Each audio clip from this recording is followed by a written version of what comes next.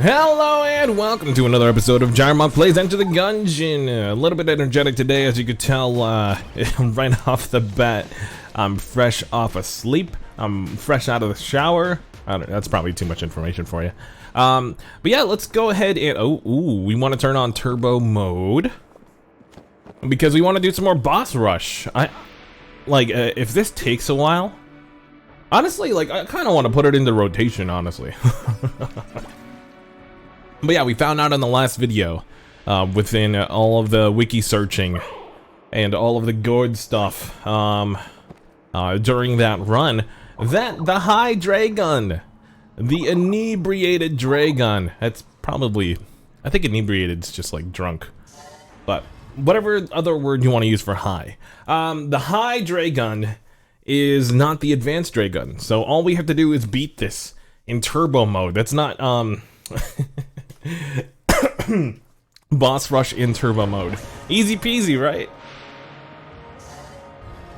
We'll see how long it actually takes us. It might take us forever, in a day. That's how long we'll stay. Forever and forever. Together forever, no matter how long. Now until the end of time. We'll be together, and you can be sure that forever and a day, that's how long we'll stay. Sorry, we're starting off with a sing-along. Holy smokes. I'm dying. Hopefully, it's just me and not the character in Gungeon. I know turbo mode. Turbo mode, I've played it a couple times. And it makes me want to talk faster. It makes me want to have be on my toes, be on the edge of my seat the whole entire run. So hopefully this is like a high octane energy booster for you. Oh man. Honestly, I just need to get the master round from this Gatling. Go! And then we can underperform in every single other boss fight. That's 100% my goal. The King Bullet, I'm a little bit nervous about. The twins, they're also tough. The Gatling Gun, I feel like, is the most predictable out of all of them. Some of you guys would probably agree. I mean, the twins aren't too bad. I don't know why we went for that key. They're essentially useless in these runs. Just like this gun that I just got. I would have preferred getting something else, but you know what? Freezing might be of use to us when it comes to the turbo mode for sure. Whoop. Yeah, turbo mode essentially forces you to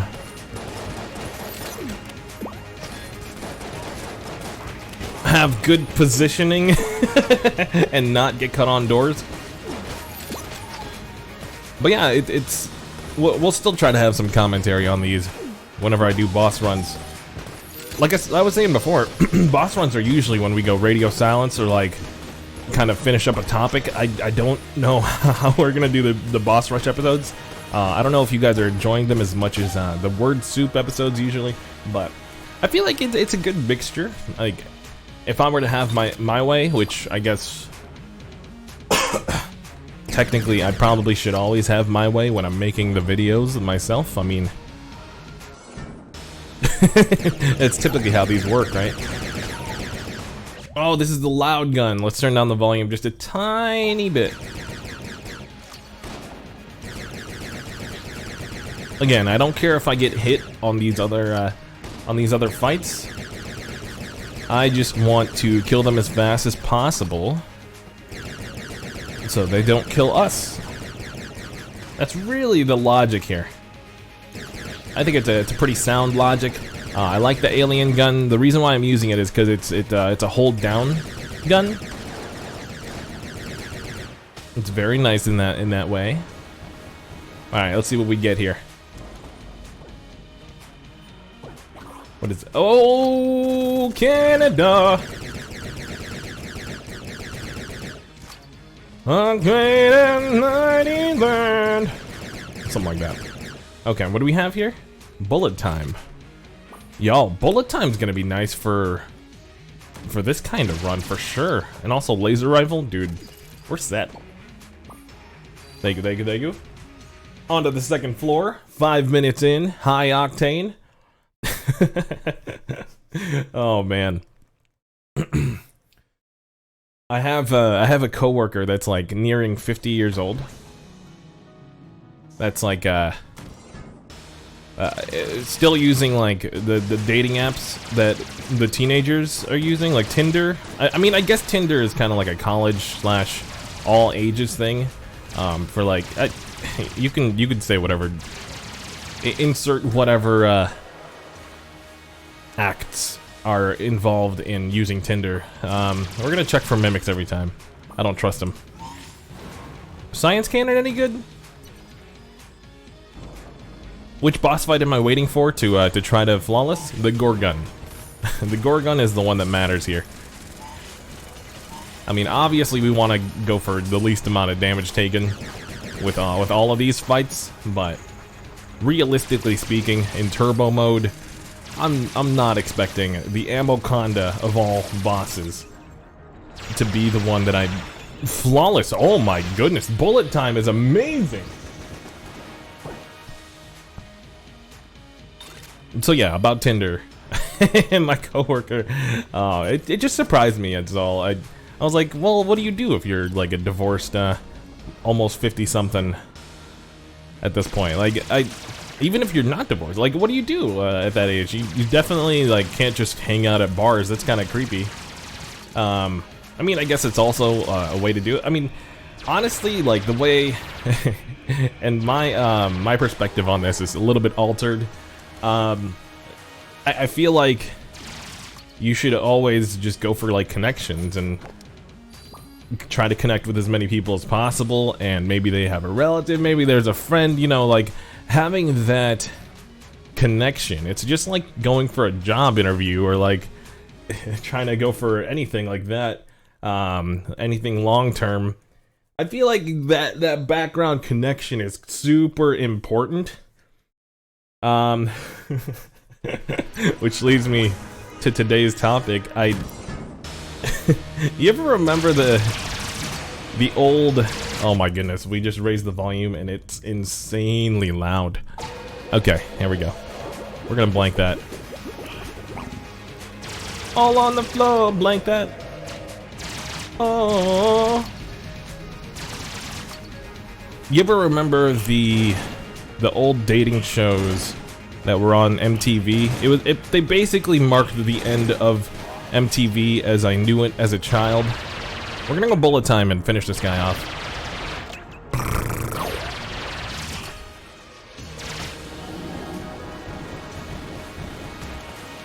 I'm just picturing Neo in jail. You know what? Let's not go there. So yeah, the dating TV shows in the 2000s, early 2000s. So specifically, I was thinking about Room Raiders.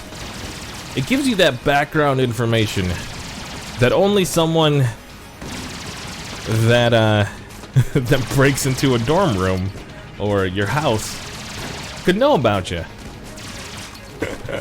And they bring in all these kinds of tools like I can't even talk about it seriously. It's one of those weird shows where it's just like, hey, here's all this unnecessary background information about this guy's life, what kind of underwear they wear, etc., etc. Is that what's necessary for compatibility? Is really the question that you go into that show with. Like that's what kind of legitimacy. I mean, I know Bachelor. I don't want to. I don't want to call out the Bachelor because we're gonna have a bunch of people after me. My lowly YouTube channel is gonna get canceled because we talk bad about a silly show. I mean, I haven't seen Big Brother, but I feel like that's much more of a realistic a scenario where it's a popularity contest. The Bachelor, on the other hand, is like who's the most compatible, like, for love, to like live the rest of your life with. I don't know, dude. It's just so tough to believe, and I know it's not really there for that kind of reason, but it gives people like very little background. Like, I feel like as far as marriage and dating is concerned, there needs to be more knowledge out there for like actual ways to figure out who you're compatible with, because nobody has a clue. Nobody has a darn clue. Pardon my French. How to find out who you could spend the rest of your life with. You know, I asked that question from like 9 years old, probably earlier, probably like 7, because I remember as a first grader, I don't know what age are first graders, 6? I remember as a first grader, I'm like, which girl in my class do you think I could marry?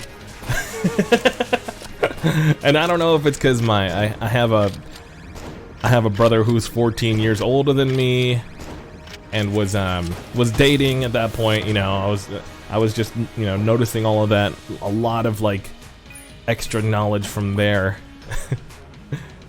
I guess you could call it knowledge. I was vicariously dating all of those girls that he was dating, you know, alongside him, and learning along the way that I'm like, I don't want to deal with this, you know. So by the time I was like 17, 18, I'm like, I know what I'm looking for. And maybe you're like, all right, so you know the secret. What is the secret? There's no secret. You're so frustrating. Okay, so here's the thing. It started off friends. It was cool, but it was all pretend. Yeah, yeah. Since you've been gone, and all you ever hear me say, don't tell me with you. Oh boy. These enemies are getting a little bit tougher, I will admit. As we progress, my reflex dodging part of my brain is a little bit less as good. Oh, okay. All right, we're good. What were we talking about? What were we talking about? I have no idea. I'm just spouting nonsense while we try to survive this Gungeon nonsense. The shovel weapon is amazing. We're gonna start off with this. Bullet time. Boom, boom, boom, boom, boom, boom. Okay, okay, okay. This is how you feel? We were talking about compatibility. And dating and crap. I don't know why there aren't useful information, you know, like figuring out like what you care about the most.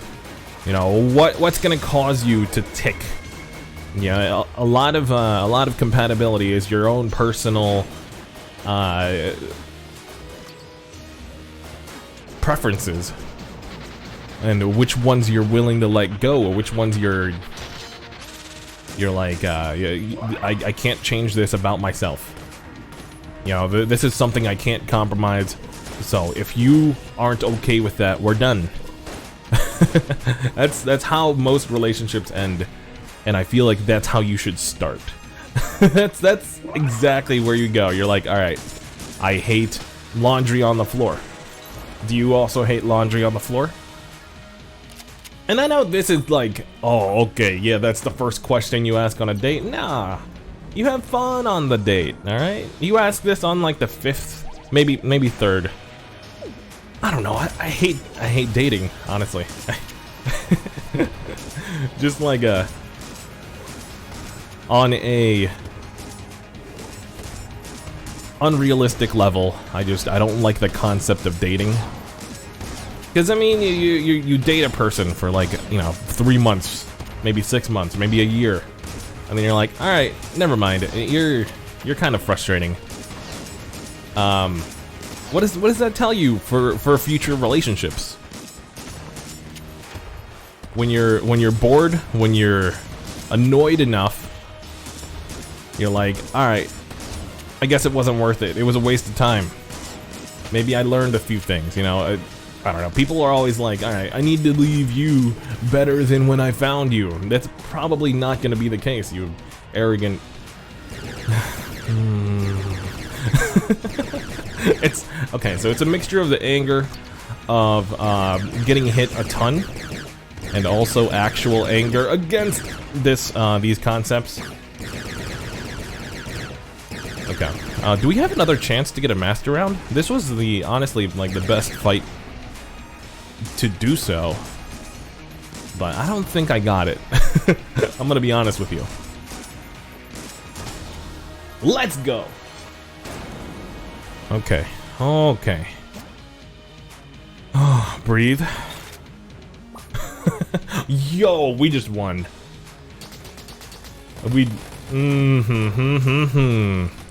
This dragon does not know what it's about to get hit with. This is the 1000 needles Cactar reference. This is the best, absolute best gun in the whole game. The best synergies. I don't know what actually makes the synergy. I've yet to actually get it in real life in the actual game. But man, all right, let's do this thing. Oh, okay, okay. It's like we have bullet time already with how skippy it gets. Let's not be mean to the game. It's not the game's fault. It's kind of the game's fault. Ouch. Okay, well there goes our flawless. It's fine. We could honestly blank, but 100% just beat the game from picking up this this gun. If this was the first gun we got in this run, that would have been amazing. But we got the Crisis Stone, guys! First try! Well, technically the second try. 15-minute run. Yeah, man. Hope you enjoyed this high-octane episode. If you did, hit that like button. If you want to watch future episodes, hit that sub button. Otherwise, I'll see you on the next one. Thanks for your support. Peace!